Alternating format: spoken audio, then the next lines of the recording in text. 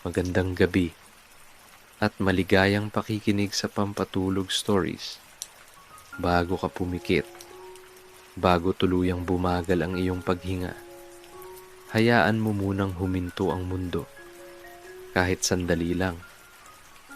Kung pagod ka ngayon, kung pakiramdam mo ay lagi kang nahuhuli, lagi kang nagmamadali, lagi kang may hinahabol, ang kwentong ito ay para sa'yo. Ito ang kwento ng isang bangkerong hindi kailanman nakipag-unahan sa ilog, hindi nagmadali, hindi nakipagsiksikan, ngunit araw-araw lagi siyang nakakarating sa mahinang agos ng tubig, sa tunog ng sagwan, at sa katahimikang marunong umunawa. Isang simpleng bangkero na mas pinili ang bagal kaysa pagmamadali, katahimikan kaysa ingay. Habang tumatawid ang kanyang bangka, may mga kwentong sumasabay, mga pagod, mga problema, mga buntong hininga, at sa bawat sagwan, may natututunang aral na hindi kailangang ipilit ang buhay para makarating. Kung handa ka nang magpahinga, kung gusto mong maramdaman ang katahimikan, at kung nais mong makatulog nang may gaan sa dibdib, ipikit mo na ang iyong mga mata, huminga ng dahan-dahan, at hayaan mong dalhin ka ng kwentong ito sa isang ilog na hindi nagmamadali, at sa isang bangkerong hindi kailanman nakipag-unahan. Sa gilid ng ilog, kung saan ang tubig ay dahan-dahang dumadaloy, may isang bangkerong kilala, hindi dahil sa bilis, kundi dahil sa katahimikan. Ang pangalan niya ay Mang Bert. Habang ang ibang bangkero ay maagang gumigising para makipag-unahan sa pasahero, si Mang Bert ay dahan-dahang bumabangon. Nagkakape muna. Minsan tinatapik pa ang kanyang bangka na para bang binabati ito. Hindi siya nagmamadali at hindi rin siya mahilig makipag-unahan. Ang bangka niya ay hindi ang pinakamalaki, hindi rin ang pinakabago. May mga gasgas na ang gilid, may tunog na ang kahoy kapag sinasagwan. Pero sa tuwing hahampas ang sagwan sa tubig, may ritmo, may tiyempo. Parang alam ng ilog kung sino ang humahawak dito. May mga nagsasabing mahina raw si Mang Bert dahil palaging nahuhuli, palaging may nauuna sa kanya. Ngunit kung tatanungin ng ilog, tila siya ang pinakakilala nito. Kapag umaga, makikita si Mang Bert na nakaupo sa bangka, nakatingin sa ulap o kaya'y sa refleksyon ng araw sa tubig. Minsan, wala pang pasahero, pero ayos lang. Darating din yan, bulong niya minsan, na para bang ang oras ay isang kaibigan, hindi isang kalaban. May pagkakataong may tatawag sa kanya mula sa pampang. Pero bago pa siya makasagot, may mas mabilis ng bangkero ang sumisingit. Si Mang Bert. Ngumingiti lang. Parang sanay na. At kung may magtatanong kung bakit hindi siya nagmamadali, madalas ang sagot niya ay isang tango lang o isang maikling ngiti. Sa mundong tila palaging nagmamadali, si Mang Bert ay nanatiling mabagal. Hindi dahil wala siyang pupuntahan, kundi dahil alam niyang darating din siya roon. Ang ilog ay hindi tumatakbo, pero lagi itong nakakarating. At si Mang Bert ay natutong sumabay, hindi sa bilis ng iba, kundi sa agos ng buhay. Sa araw na ito, magsisimula na naman ang kanyang tahimik na pagtatawid. Isang araw na walang kakaiba, o baka may kakaiba pala kung marunong ka lang maghintay. Pagsikat ng araw, nagsisimula na ang galaw sa magkabilang pampang ng ilog. May mga estudyanteng may bitbit na bag, may mga tindehera na may dalang bayong, may mga magsasakang maagang bumabagtas. Isa-isang dumarating ang mga bangkero, kanya-kanyang sigaw, kanya-kanyang alok. Mura dito, mabilis dito, diretso na. Si Mang Bert, wala. Nasa bangka lang siya. Inaayos ang lubid. Tinitingnan ng sagwan. Parang hindi nagmamadali. May isang alin na lumapit. Tumingin sa kanya, tumingin sa iba. "Kuya, matagal ba kayo?"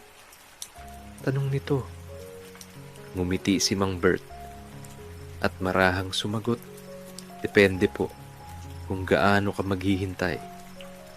Napakamot sa ulo ang ali. Pero sa huli, sumakay rin.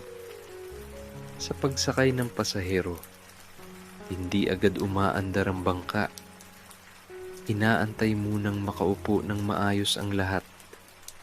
Inaantay munang tumahimik ang tubig. Saka pa lang, isang sagwan. 2, 3, mabagal. Pero tuloy-tuloy.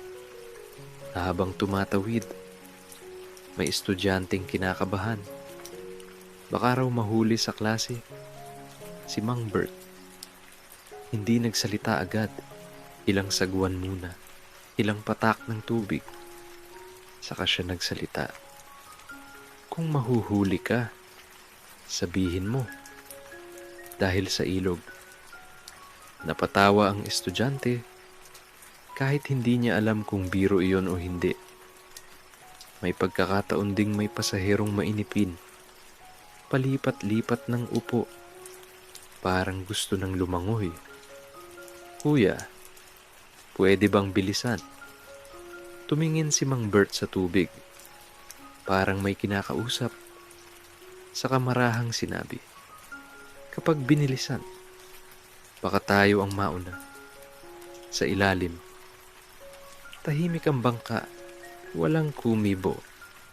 Ang tubig lang ang nagsalita. Sa kabilang pampang, may naghihintay na panibagong grupo. Minsan, kulang ang bayad. Minsan sobra. Kapag kulang, ngumingiti lang si Mang Bert. Okay lang po. Kapag sobra, ibinabalik niya kahit nagtaka ang nagbayad. "Para saan pa po yan?" tanong minsan ng isang lalaki. Sumagot si Mang Bert, "Para po sa pagmamadali." Hindi na nagtanong ang lalaki. May mga araw na puno ang bangka. May mga araw na iilan lang. At may mga araw na wala talaga. Pero pareho lang ang galaw. Pareho lang ang ngiti. Pareho lang ang katahimikan. Sa bawat pagtawid, may baong kwento ang mga tao. May baong pagod. May baong problema. At kahit hindi laging humihingi ng payo ang mga pasahero, parang may gumagaan sa dibdib nila. Pagbaba sa bangka. Marahil dahil sa katahimikan. Marahil dahil sa bagal. O marahil dahil sa isang bangkerong hindi kailanman nakikipag-unahan. Pagsapit ng tanghali, unti-unting humuhupa ang tao. Si Mang Bert, nakaupo na naman sa bangka. Nakatingin sa tubig. Maya-maya, marahang hinila ang pamingwit. Mukhang oras na naman ang paghihintay. Kapag wala nang naghihintay sa pampang, kapag tahimik na ang sigawan ng mga bangkero, Kapag ang ilog ay parang humihikab sa tanghali, si Mang Bert ay nananatili pa rin sa kanyang bangka. Hindi siya umuuwi agad dahil para sa kanya, ang paghihintay ay hindi pag-aaksaya ng oras. Ito ay isang gawain. Marahan niyang kinukuha ang pamingwit. Inaayos ang linya. Tinitingnan kung buo pa ang pain. Hindi siya nagmamadali. Dahil ang isda, hindi rin nagmamadali. Inihahagis niya ang linya sa tubig. Plok! Isang maliit na tunog. Sapat para malaman ng ilog na naroon siya. Uupo siya sa dulo ng bangka. Nakalawit ang paa. Bahagyang nakasandal. Minsan, wala talagang kagat. At ayos lang. Hindi lahat ng paghihintay. May nahuhuli. Bulong niya minsan na parang ang sarili ang kausap. May mga oras na mas madaldal ang isip niya kaysa sa ilog. Naalala niya ang mga panahong bata pa siya. Kung kailan ang bangka ay mas mabigat pang sagwanin. Dahil sa dami ng iniisip. Ngayon, mas magaang na. Marahil dahil natutunan niyang hindi kailangang punuin ang bawat sandali. May dumaan minsan na kapwa bangkero. Nagmamadali, pawisan. Halatang pagod. Wala ka na namang pasahero. Tanong nito, tumango si Mang Bert. Meron. Sagot niya. Nasaan? Ngumiti siya. Paparating pa lang. Napailing ang bangkero. At nagpatuloy sa paglalakad. Si Mang Bert bumalik sa pamingwit. Minsan, may kumagat. Hindi malaki. Hindi rin maliit. Sakto lang. Tinitingnan niya ang isda. Parang kinakausap. Sakto ka rin sa bangka, sabi niya. Saka marahang ibinalik sa tubig. Hindi lahat ng nahuhuli kailangang iuwi. May pagkakataong may batang lalapit. Nanunood. Kuya, bakit pinitawan? Sumagot si Mang Bert. May lakad pa raw. Napatawa ang bata kahit hindi sigurado kung totoo. Kapag hapon na at ang araw ay bahagyang yumuyuko, mas lalong nagiging tahimik ang ilog. Dito mas gusto ni Mang Bert manatili. Dito, mas malinaw ang isip. Dito, walang naguutos. Walang nagmamadali. Kung minsan, mas marami siyang nahuhuling katahimikan kaysa isda. At sa bawat sandaling wala siyang tinatawid, may tinatawid naman siya sa loob. Isang araw na naman ang dahan-dahang lumilipas. Walang ingay. Walang pagmamadali. At kung may dumating mang pasahero, handa ang bangka. Kung wala, handa rin ang paghihintay. Hindi lang katawan ang tinatawid ni Mang Bert sa ilog. Madalas, pati mga kwento. May mga pasaherong tahimik. May mga pasaherong madaldal. At may mga pasaherong biglang magsasalita na para bang matagal nang may gustong ilabas. Isang umaga, may sumakay na lalaking nakayuko. Mahigpit ang hawak sa bag. Tahimik ang bangka. Tahimik ang ilog. Ilang sagwan mo na ang lumipas. Bago nagsalita ang lalaki. Kuya, mahina. Kung ikaw, anong gagawin mo kung parang wala nang patutunguhan? Hindi agad sumagot si Mang Bert. Isang sagwan. Dalawa.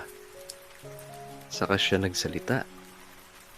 Kung ilog yan, sabi niya, hindi mo kailangang alamin kung saan dulo. tumahimik ang lalaki. Basta sumabay ka lang sa agos. Pagbaba sa kabila, mas tuwid na ang lakad ng lalaki. Kahit pareho pa rin ang bag. Isang hapon naman, may babaeng may dalang bayong. Mabigat, halatang puno. Habang tumatawid, bigla itong napabuntong hininga.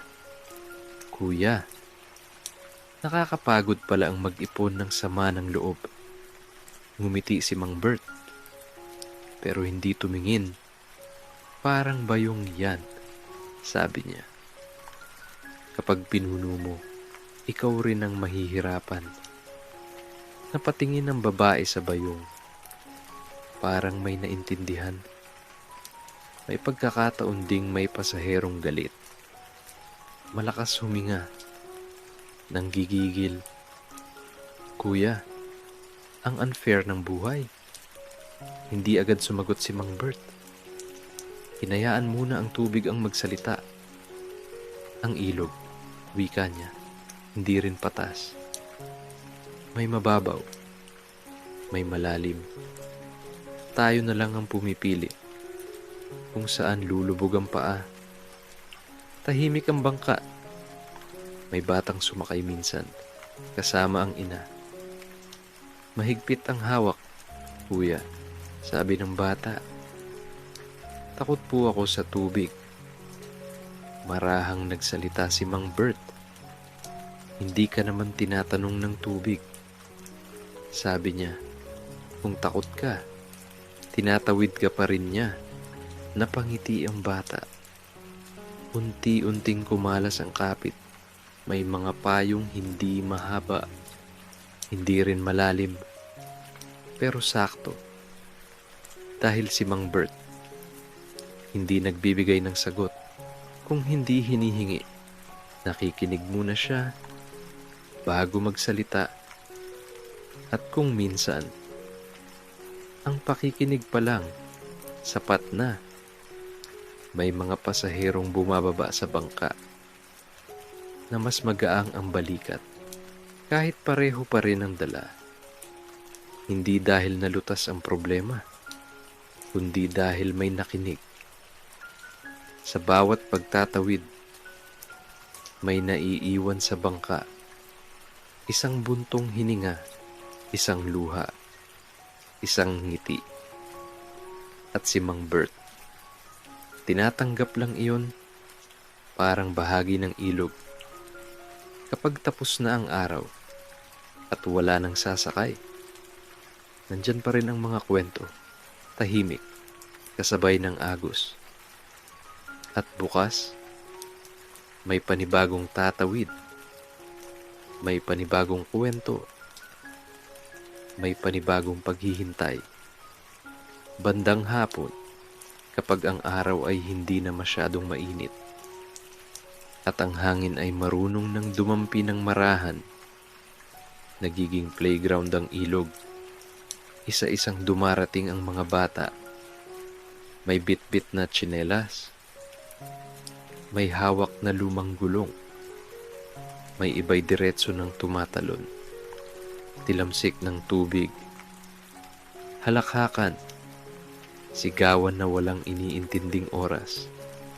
Si Mang Bert, nasa bangka lang. Nakasilong sa lilim ng punong nakasayad ang sanga sa tubig. Hindi siya nakikialam.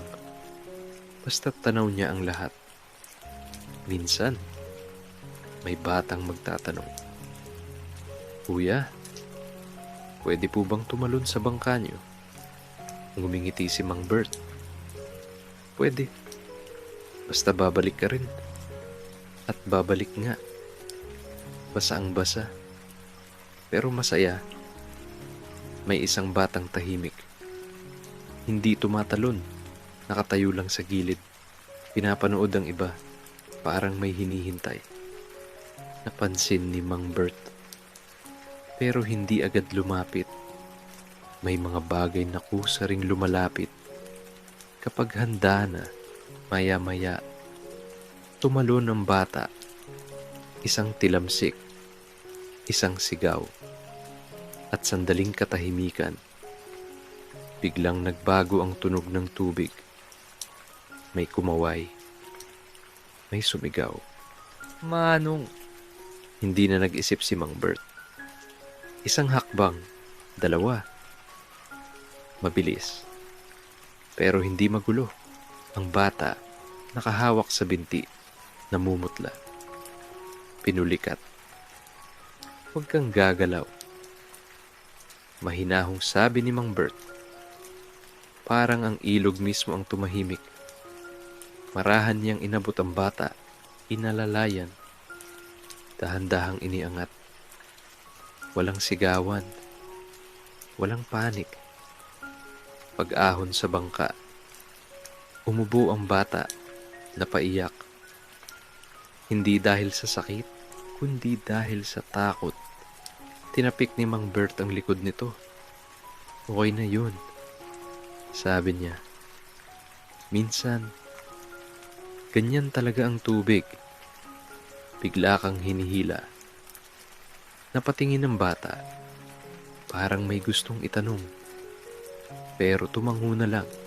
Maya-maya, bumalik na ang ingay. Pero mas mahina. Ang mga bata, hindi na masyadong malayo ang langoy. May lumapit kay Mang Bert. Isang nanay. Halatang kabado pa rin. Salamat po. Ngumiti si Mang Bert. Okay lang po. Tumingin siya sa ilog. Parang may sinasabing hindi naririnig. Ang bata, nakaupo sa tabi, nakalublob ang paa. Kuya, mahina. Takot na po ako. Tumango si Mang Bert. Okay lang yan, sabi niya. Hindi naman aalis ang ilog. Hintayin ka lang yan. Napangiti ang bata habang papalubog ang araw. Isa-isang umaalis ang mga bata. May natitirang tsinelas. May naiwan pang tawa sa hangin. Si Mang Bert, nakaupo pa rin, tahimik, parang wala lang ang nangyari. Pero sa ilog, may isang batang natutong huminto at isang bangkerong nanatiling kalmado. May mga araw na kahit hindi ka magmadali, darating pa rin ang bagyo. Hindi ito bigla, hindi rin marahas sa simula. Napansin muna ni Mang Bert ang hangin.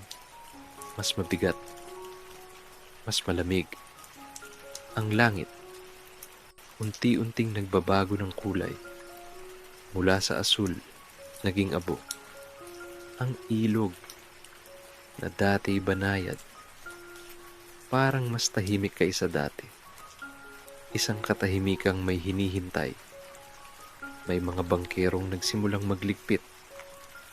Uulan, sabi ng isa, malakas to. Sabi ng isa pa, isa-isang umalis ang mga bangka. Si Mang Bert, nandyan pa rin. Hindi dahil matigas ang ulo, kundi dahil may mga taong hindi pa nakakauwi. Maya-maya, bumagsak ang unang patak. Isa, dalawa, hanggang sa dumami. Ang ilog, nag-iba ang tunog. Mas mabigat, mas mabilis. May mga taong na-stranded sa kabila. May mga batang hindi makauwi. May matatandang nag-aabang.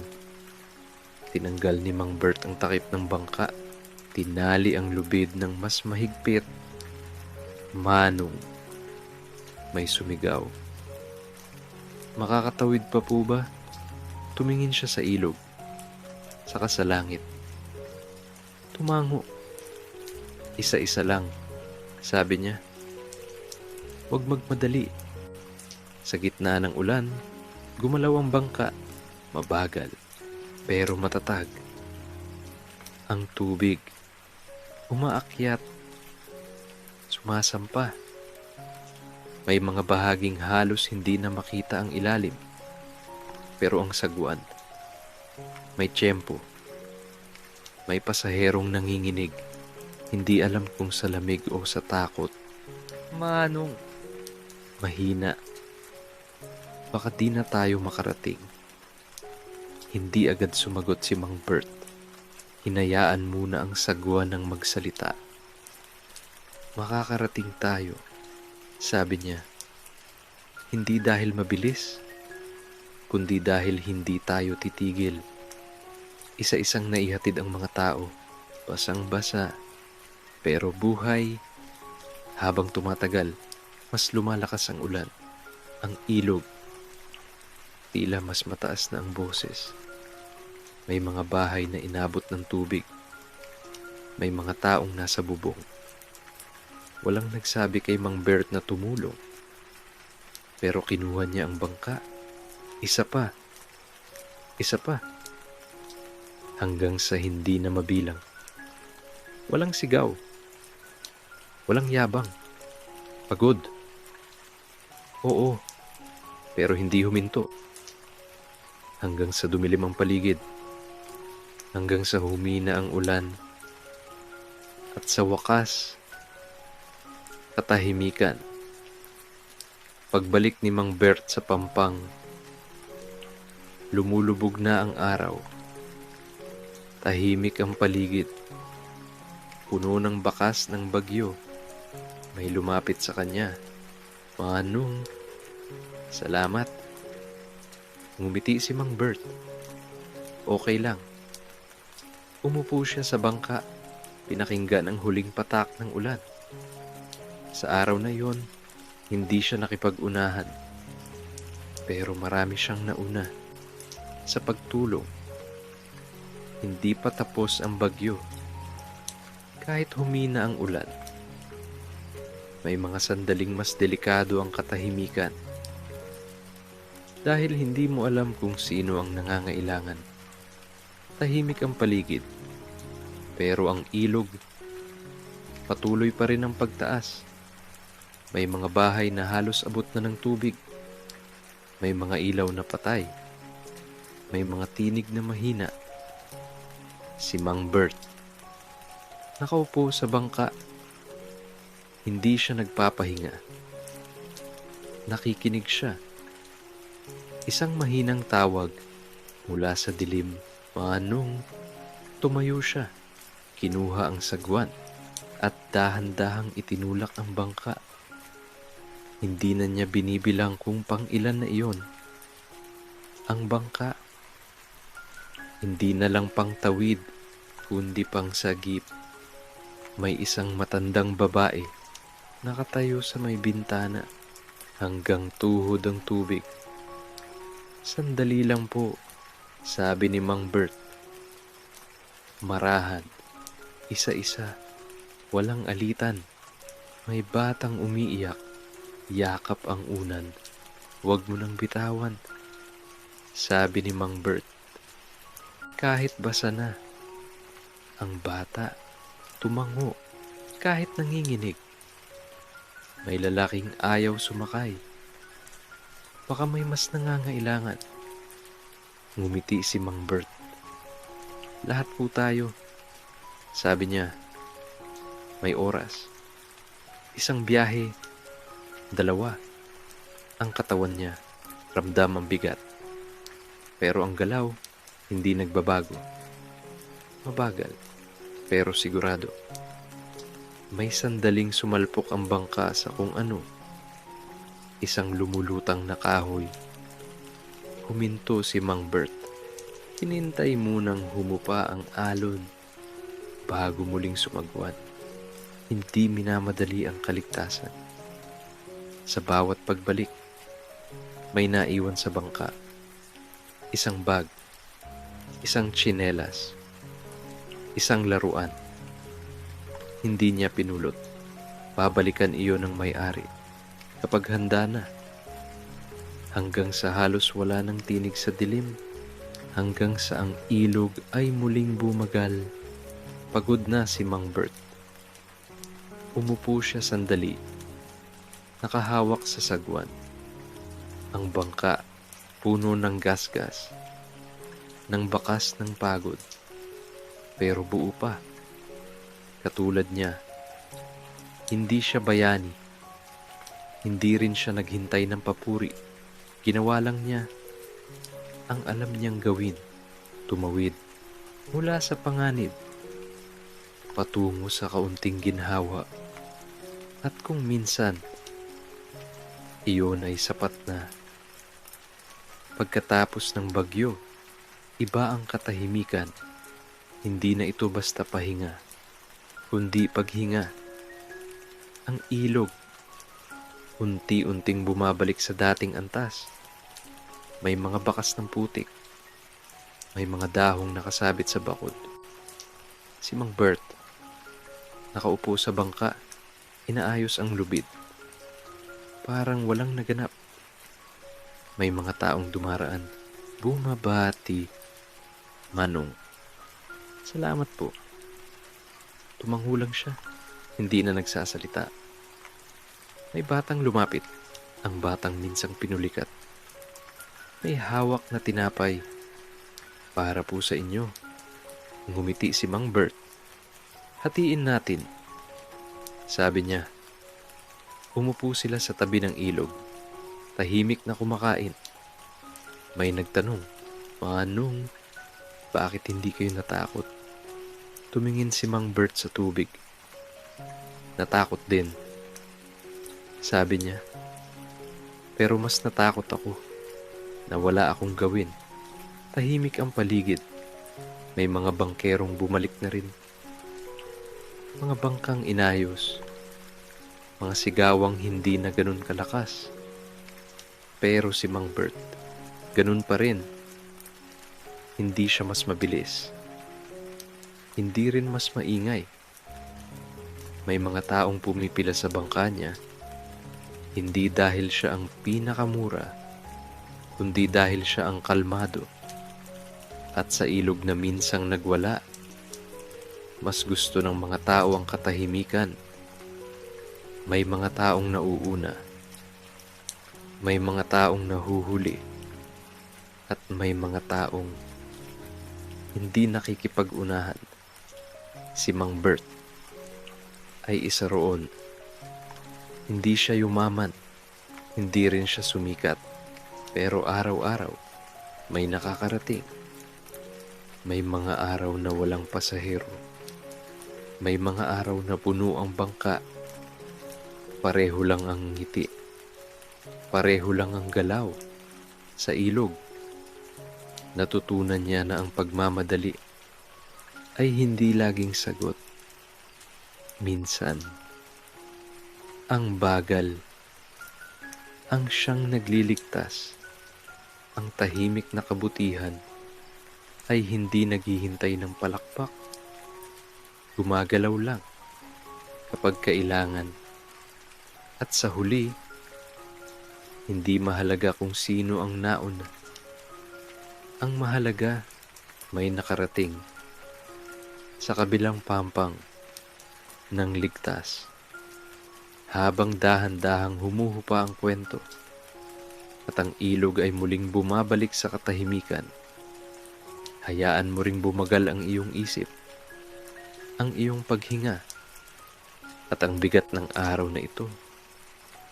Kung may mga bagay mang hindi mo natapos ngayon, mga problemang hindi mo nasagot, mga laban na hindi mo sinalihan, okay lang.